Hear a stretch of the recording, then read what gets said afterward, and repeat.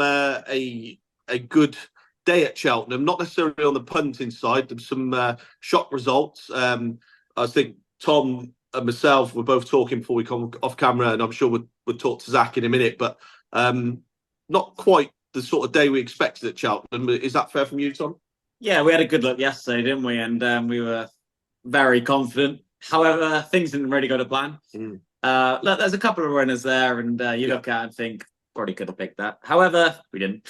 And look, it started off in the first race, so that's nice. And I think the jury was out very early on the race, actually. Like, Nika de was off the bridle and never happy. And it kind of set the tone for the day. After that, we tipped Blue, who we fancied big time, and he never ran a race. The money came for it.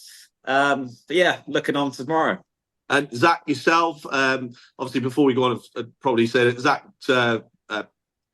got his own channels, Hoof and Hustle, doing really well. We really love some of his content that he's doing. I'm delighted that he's joined us for a Friday evening in between sort of other stuff. Zach, how was your day punting today? What did you think of Cheltenham?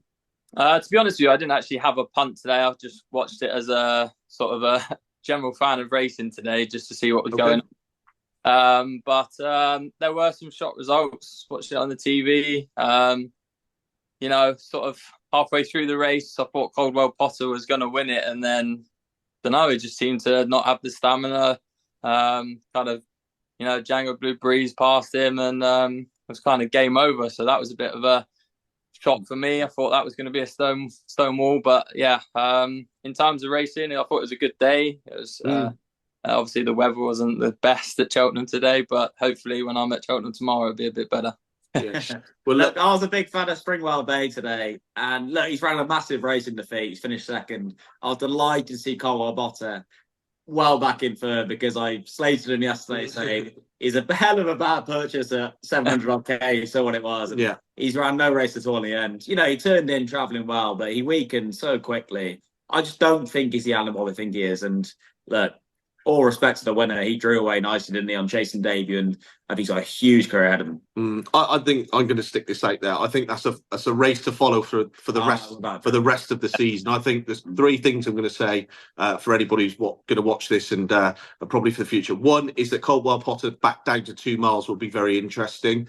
Two is Springwell Bay. I hope they look after it and save him for festivals outside of Cheltenham, because I think he's going to find it very difficult to win at Cheltenham because of the sort of, I think he is a 2.5 mile specialist, but Django Bay is one for the future, and he's probably well above average. So 3 to follow from that today, and that's just all I suppose.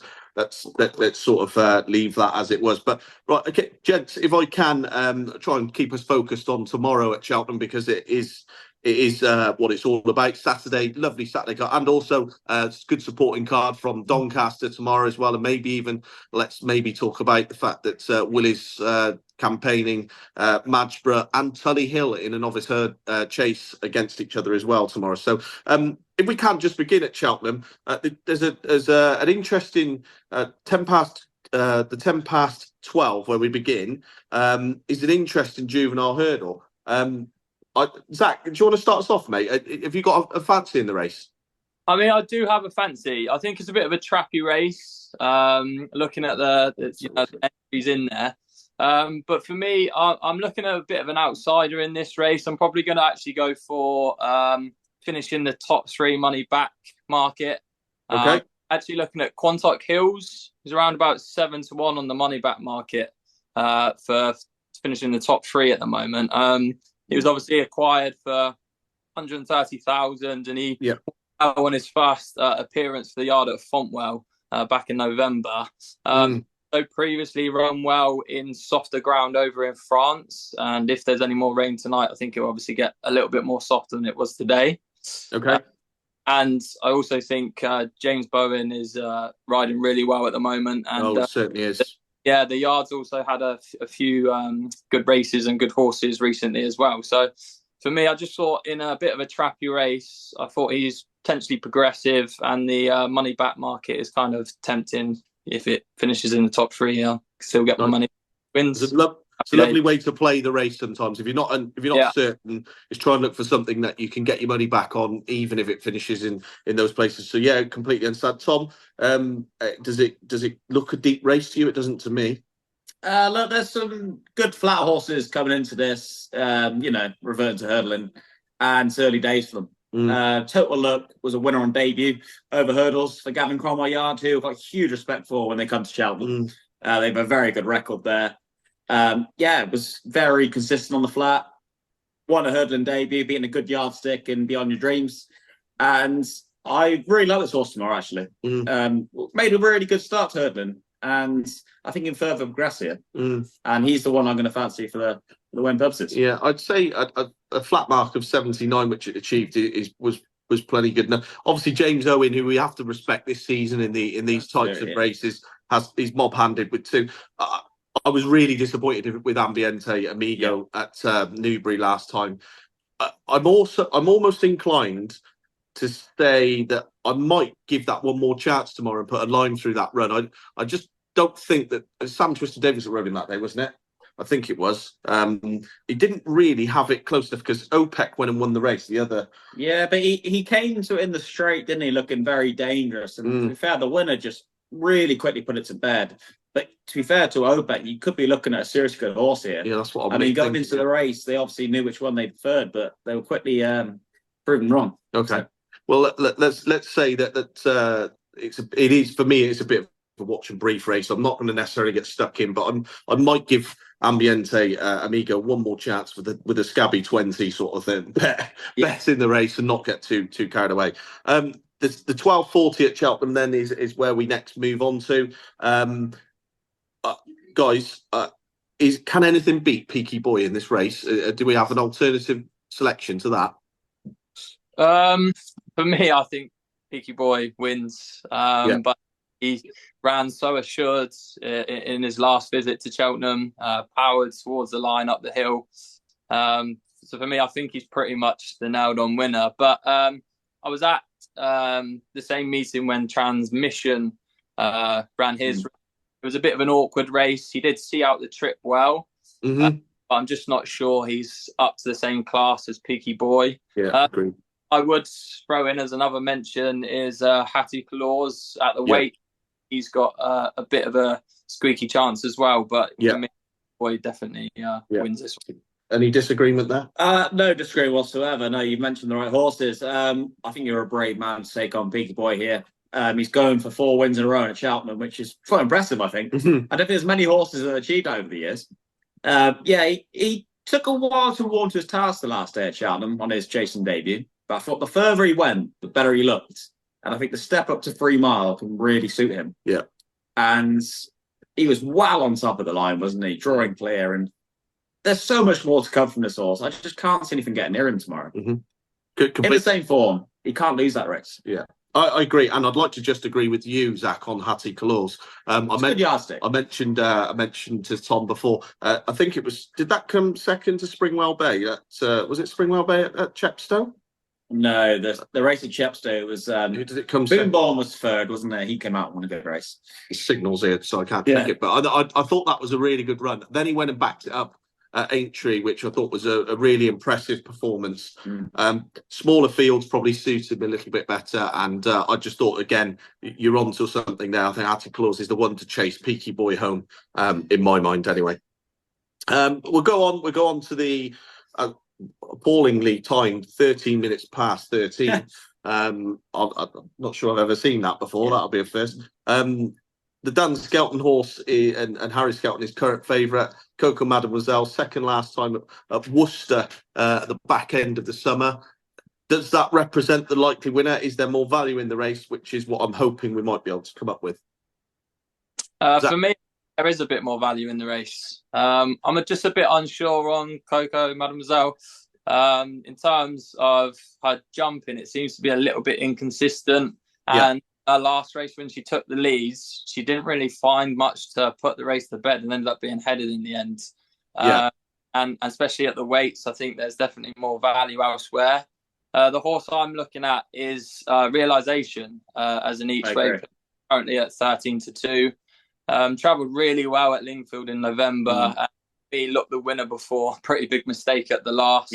but then still powered home to only lose by around about a length. So with David Bass on board this time as well, I think he might be able to give it an attacking positive ride and really attack the fences and get a good rhythm. And I'm hoping it might come into an each way place. So that's where I'm heading. And you sound like you're nodding next to me. No, I completely agree. I fancy Realisation, to be fair. He'd be one of my best bets of the day. I had a good word for him prior to the run at Lingfield, where, lost very little in feet. Made a mistake, I think, with the second last or the last, and probably cost him the win. Quite progressive, I think. There's more to come with fences. I think he's a point winner, and there's lots to like about this one. I don't fancy Cocoman as well. I just kind of question the temperament, actually, a little bit, and when it comes to the finish. It's had a couple of chances now. Yeah, I agree. Looked like he could put the race to bed and doesn't quite seem to. Yeah. So I'll be looking settling on. I think the most likely winner, otherwise, is going to be Realisation. Okay, and I would like to just put a name check in for So Said I. We were out at Colin Tizard's earlier on in this week. He didn't necessarily say that this one was going to bolt up by no means, but he did say that she's a fair each way player in this particular race, and essentially one to be on side with. So I would put that one forward as an outside play as well. But I don't disagree with all the words that were said about Realisation. So let's hope that one does the business for this particular podcast of the day. I suppose it's the big race of the day. The Gold Cup chase over the sort of Paddy Power distance. It's the race that's always run in this particular time of year. I was really surprised to see Madara at the head of the market. Is anyone else of that feeling at all? Look, he ran a really good race last time, finishing fourth. Suggesting a step up to 2.5 was really going to suit. Also, it's worth noting that I think it's the second run for Dan Skelton. So, perfectly performed well for Sophie Leach. I ended up winning Leopardstown last year. So, she did a very good job with the horse. But they're probably hoping to eke out a bit more improvement, and got a lovely racing weight off 10 stone 6. And there's every chance it can go a lot better here. But I think the story of the race is Olive Nichols stepping in for the injured Freddie Gingell. Yeah. For me, I'm going to say how it is. And I just think it's not what you know, it's who you know. I think it's a prime example. I don't think she's achieved anywhere near enough to be riding a horse of that calibre in a race like this tomorrow on this day. What are your thoughts? Well, I'll back you up in many ways and say that I'm kind of disappointed, and in some ways I'd have expected Paul Nichols to have maybe opted for someone a little bit more experienced. Having said that, experience, family, it's family connections, and I guess that's the reason. I can understand it. Zach, what's your thoughts on the jockey booking? I suppose I just can't have it. I can't have it. No disrespect to Olive. But for me, you need someone with a bit more experience especially in this kind of race. You do need to be able to absolutely judge the pace, or if you know that there's no pace there, you need to take charge. And whether she's got the confidence to do that, I'm not sure. For me in this race, my heart wants to go with Garlaw. Because I've backed him many times, and he's knocking on the door again, isn't he? Yeah, the last 3 runs, second every time. But I thought in that race previous where he lost to Il Ridotto, he just was a bit too far back. He did kind of kick on and stay on, but I just thought he was a little bit too far back. Maybe a couple of mistakes on the way round as well that may have cost him being a little bit closer to Il Ridotto. I'm actually going to side against him, and I'm keen to see how Gemarand runs for Venetia Williams. Yeah, it was good with Ascot the last day. Yeah, I was actually at Ascot that day, stood by the last fence, creating some content, and the way he jumped on the way round, the way he powered clear, he was pretty much clear from the second fence, the second to last, should I say, sorry. And just in the way the team is in You're on fire. I just don't think you can write them off, and currently at 10 to 1, a good play. It's a good shout, yeah. I'd like to just drop a mention for the Patron. Actually, he's 3 from 3 in handicaps. This horse is a graded winner. Last time completely disrespected at Newbury for the price that he was. I was pleased because I backed him at 22 to 1.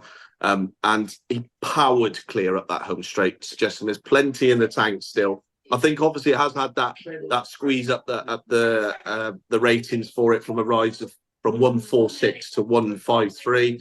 I would be surprised if he's not competitive. Also, I do think there's a possibility that just sitting off the pace here, the race could be made for something that's near enough, because I think they'll go kind of quick enough to cause the hold-up horses enough issues not to be in the race at the right time. But equally, you're going to need to be able to stay strong enough. And I think the Patron is one that will definitely do that. I think it's still on the improve, and I'm hoping that's not the bottom of his potential off that mark. And the 3 from 3 in handicaps is something quite unique. I think certainly every time he's dipped into it. So yeah, is there an alternative from yourself? Yeah, well, I think Gronder Dane could run a big race here. Beat Garlaw by 2 lengths at Chepstow.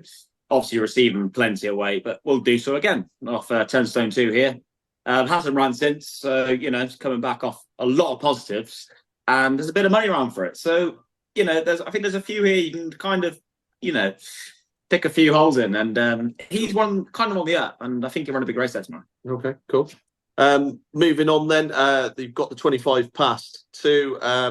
It's a good race. I have a fair strong fancy in here. Another Gary Moore horse. I think Issar Dairy was a little bit unlucky at Newbury last time. The time before that, he ran a mighty race at Ascot. I don't think it's any blemish against his mark that he's 130 rated. I think he's better than that. So I put Issar Dairy forward from my perspective. Zach, we'll go with you if you want to just give us your thoughts on the race. Yeah, I think that's a good shout, but I just can't really. The classiest horse for me is Master Chewy. If he's okay from that heavy fall at Sandown, I still think he's on a good enough mark to take this race. Whereas from Nigel at Sandown, where the horse was okay and fine after the fall, came away from it quite well, and just hope he's had a good bit of training to go on and win this. I'm hopeful, and I think he's probably the classiest horse out of the lot. Cool. I couldn't agree more about the classiness wise, but I just thinking it's Cheltenham, it's a big meeting. A week later on, is this a good prep from falling round Sandown and to be well enough to go and win a race like this? I don't like it personally. I don't think so, but look, it's got to be controversial sometimes, and I just don't think it's a good call. Cheers, Seb. I quite like Triple Trade here. He runs the course regularly.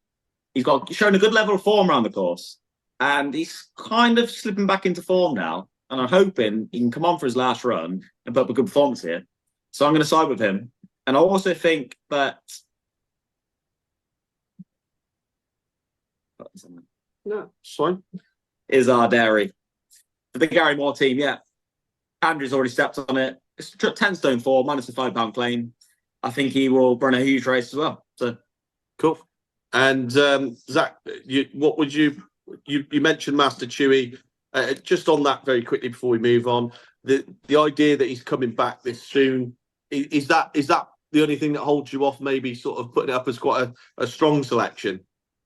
Yes, it's a factor for sure. I mean, I am quite still positive from the Nigel saying that he definitely was fit and well from the fall. Yeah.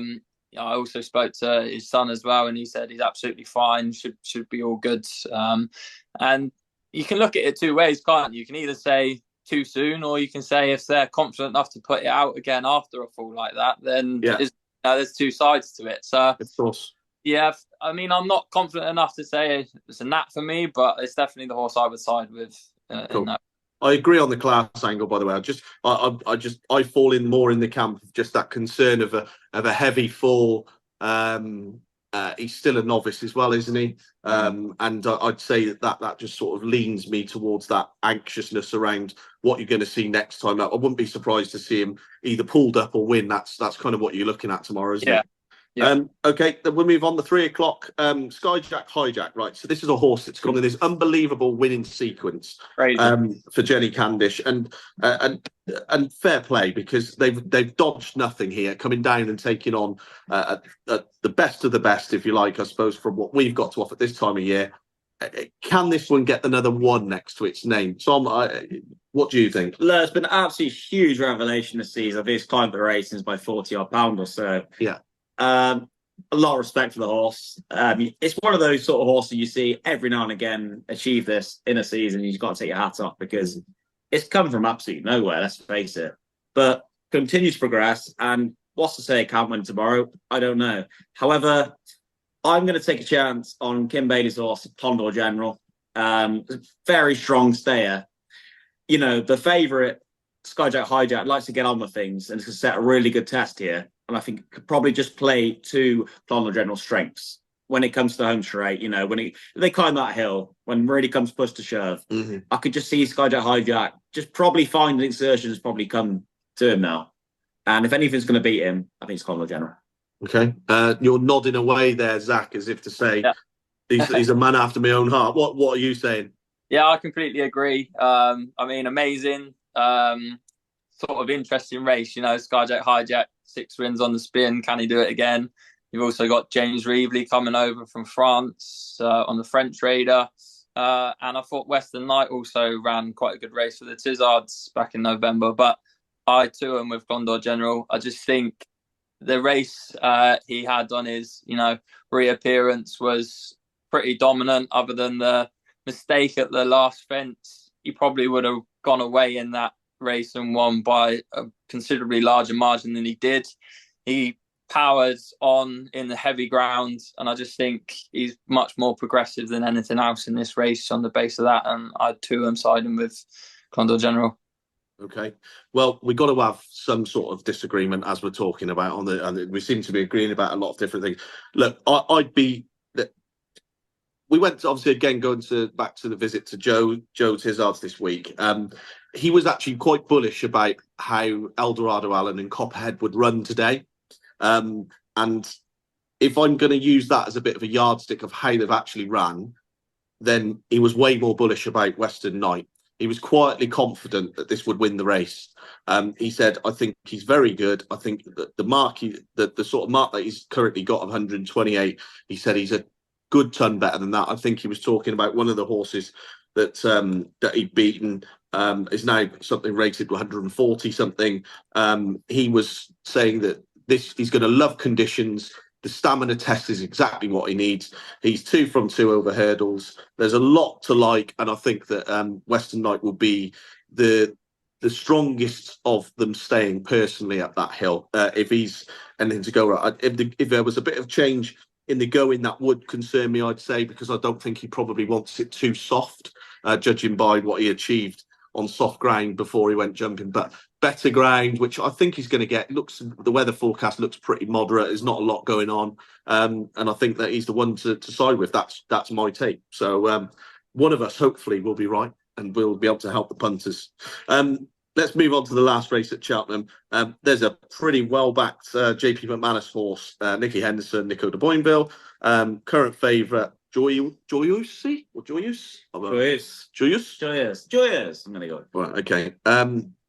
And when the money's down, as we all know, for the JP horses, they do tend to do the business. So can I try and push one of you or both of you to give me something different? Yeah, I'll kick off. I was at Taunton the day this horse won, and B horse got 2T quantity. The third horse got in the park.